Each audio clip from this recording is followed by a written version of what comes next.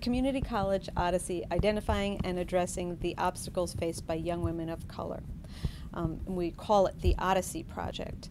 The way I came up with that is really thinking about the notion, the concept of an odyssey, a journey beginning with an end, but facing all kinds of unknown obstacles along the way. And we really did want to identify those.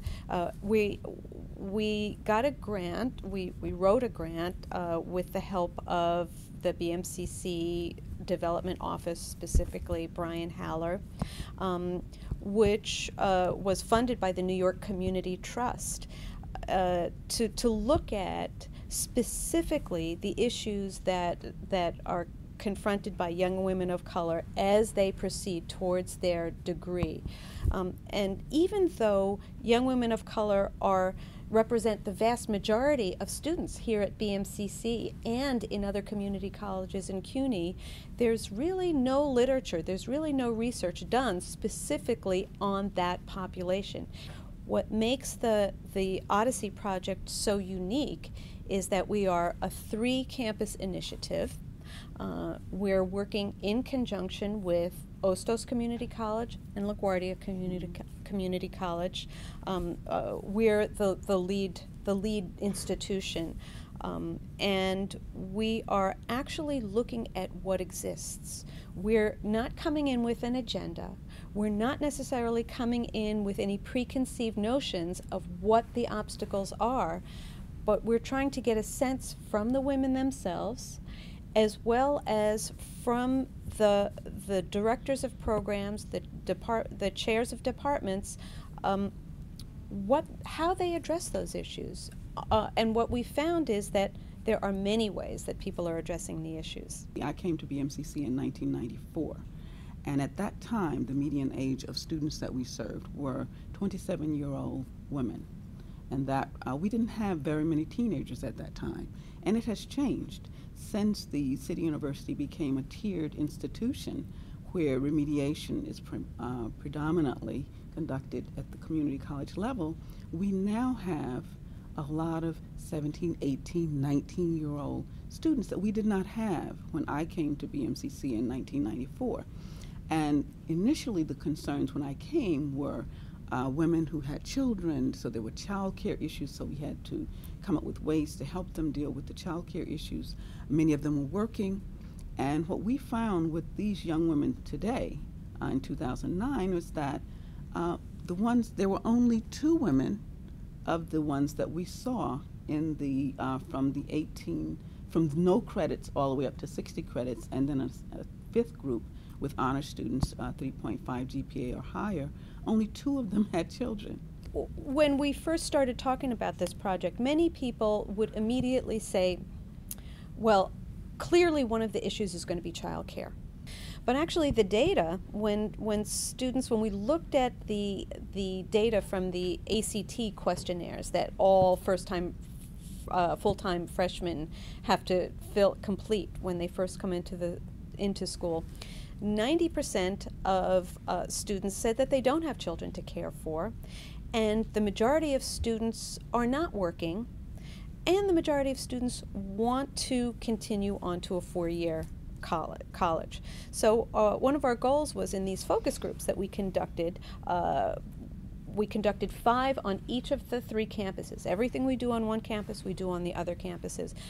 We conducted focus groups with students in credit cohorts, 0 to 15 credits, 16 to 30, 31 to 45, 46 to 60, and then one cohort of students, successful students who have 3.5 GPA or higher. And we asked them questions about what their obstacles were. We asked them questions about the number of children they had, if they work full-time. And across the board, in each of the schools, the women that we interviewed did not have children for the most part, weren't working full-time when they came in for the most part. So the issues that we thought might have been the major obstacles really aren't. And that was a surprise. The focus group showed us that many of the students were disconnected they were confused, they were lost in terms of what the requirements were for their particular programs and how they could go through their programs in order to achieve their career goals. There was a disconnect between the goals, their dreams, and what they wanted for themselves and how they would get there. Many of them did want to continue to four-year schools, so we did find that as a result with the students that we talked to. So what it helped me understand was that there needs to be something in place to assist them in understanding the environment that they're in and how they can take advantage of the various resources in that environment to help them achieve the goals that they've set for themselves. And that's what was missing with many of the students. We also discovered, which is not necessarily a surprise, but students don't necessarily come to community college, and this is, you would anticipate that in a commuter college, social life, socializing isn't a priority. But these young women were determined to get through.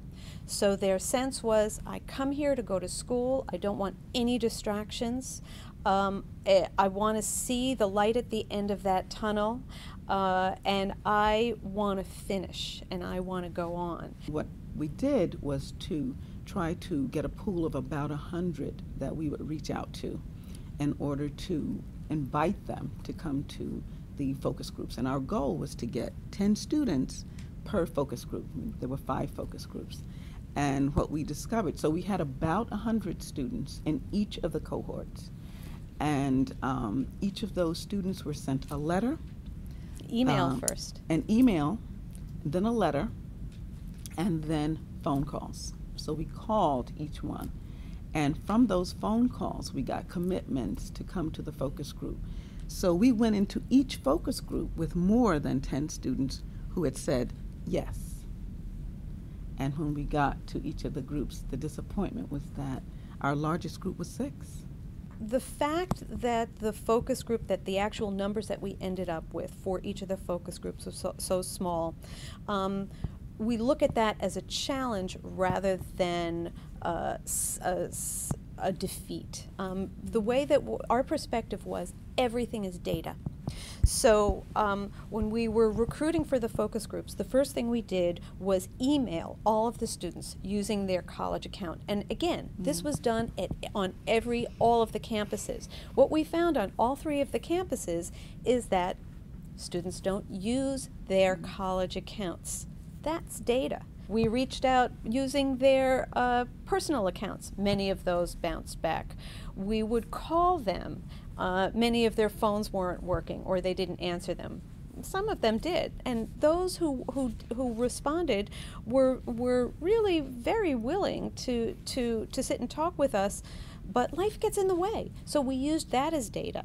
There are some programs, for example, College Discovery, that really does have that kind of orientation, taking care of their students, monitoring their progress very, very methodically. There are other similar kinds of programs across the campuses that also have that kind of hands-on hand-holding, particularly with students at that very beginning stage. But then there are other students who don't have that experience. As we said in the focus groups, our students come in with goals, career goals. Unlike you and I and Precious, we weren't necessarily under that kind of pressure to get a career, get a job, make money, help our families. Many of our students are the first in their family to go to college. They don't necessarily have the they have the emotional support of family members, but they don't necessarily have somebody to go to ask questions about what did you do, what was your experience like, to help them through. And we're finding that a lot of people are doing, as you pointed out earlier, a lot of good work, but that information is not being shared across departments or service areas. So a lot of the students are falling through the cracks. And so we're looking at what systemic changes we can make in terms of the sharing of information the collection of information, so that we're collecting similar information, and how we can share that to make sure that if a student is running into difficulty, and we can see that, you can see that sometimes if I'm seeing a student in the counseling center and that student has repeated a remedial course, say, and I had one student 8 times, I said, how could that be? How could no one have noticed this? So that's what we're talking about, looking at ways that we can catch a student before they would get to that many of times repeating a course, to say, come in, that there seems to be a problem. What are the issues? How can we help you through this? Oftentimes I find that a lot of the students who are coming in with the appeals and the repeats, to get them to look at, okay, what is it you're doing, and what needs to be different? I see that's a big problem, because many of them are working hard and they're working harder, but they're doing basically the same things. What we'd like to do is to encourage communities and a culture of collaboration, so that we're collecting data in an effort to know, to learn what works best. And that hasn't been happening. There is a hesitancy on the part of, and a defensiveness on the part of our interviewees to really look deeply into those issues of evidence or counting or numbers, almost because there's a concern that there will be a backlash. It is punitive in that approach, they feel. Yeah, they almost feel that that might be used against them. We want to encourage a culture where we want to know what works best, and the only way that we can do that is to really look at the numbers. So one of the things that we're going to be doing across the campuses is, after we do these interviews, we're going to be speaking with all of the directors of institutional research, so that we can really cull and identify and look at our particular population, and look at where the successes are. Research in persistence, research about that identifies, or that talks about why students have so much difficulty getting through community college and then 4-year college in a timely fashion, is something that's on the minds of administrators, faculty, staff. Everyone is thinking about it, but no one has focused on young women of color, which represent the majority of our students here at BMCC and across CUNY. And what is so important and so innovative about this research project is that the investigators are, for the most part, faculty from these 3 campuses who have been working at CUNY for a long time, are committed to our students, and who really want to know what we can do to help them get through in a significant and timely way. I see, and the students that we saw, and some of the literature bears it out, the lack of connectedness, the lack of wholeness, and that's what I see, that if we can develop programs that will help students experience that wholeness and their value, and from there begin to build the skills, because if we can get them to care about themselves and to care about their neighbors, then, and to know that they're coming with gifts to bear and they have knowledge, and to come not thinking that everyone knows better and I don't have anything to offer, as many of our students will come and say, to let them know that no, you're valuable, you have a perspective, you have experience. Now we want you to learn how to place that experience in a particular framework and build on it to see how you can contribute to society and what you have to offer, as opposed to always thinking that it won't be you, it can't be you, you don't have enough, you aren't good enough.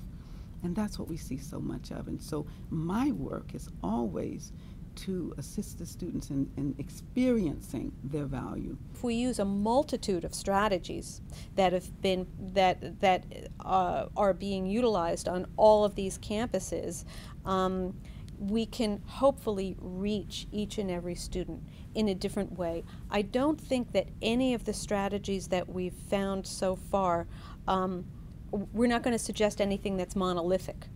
Our hope is that we will continue to promote the strategies that work and coordinate those efforts rather than identifying the one silver bullet that's going to work for everyone.